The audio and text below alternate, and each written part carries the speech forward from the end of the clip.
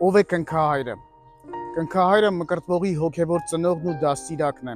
որին վստահված է հոգևոր կյանքում նրա աճն ու զարգացումը։ Եթե մարմնավոր ծնողների պարտականությունն է երեխային սնել, հագցնել, մեծացնել, դաստիարակել եւ հասարակության համար պիտանիմար դարձնել,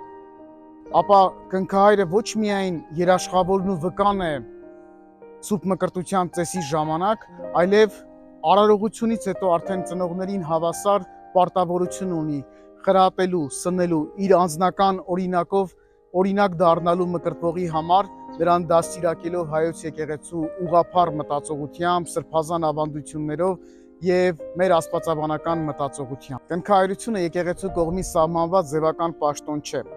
Ուստի կնքահայրներն իրենց պարտականություններին պետք է մոտենան ամենայն լրջությամբ եւ պատասխանատվությամբ, չէ որ մեկ օր Աստծո առաջ իրենք պատասխան են տալու իրենց արածի կամ չարածի համար։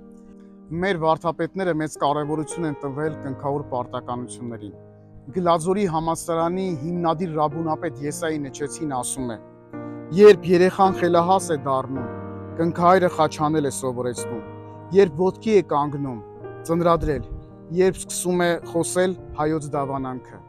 Մեկ այլ վարդապետ Կիրակոս Ձերզնկացին ասում է, որ երբ երեխան դառնում է 15 տարեկան, ապա կնքահայրը նրան առաջին անգամ եկեղեցի պիտի տանի,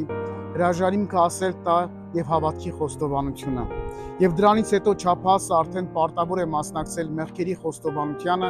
մասնակցել Սուրբ Պատարագին եւ հաղորդություն ստանալ։ Սիրելի կնքահայրեր, ամենայն պատասխանատվությամբ եւ լրջությամբ մոտեցեք ձեր պարտականություններին, հիշելով, որ մեկ օր Աստծո առաջ պատասխան եք տալու ձեր սանիկների համար։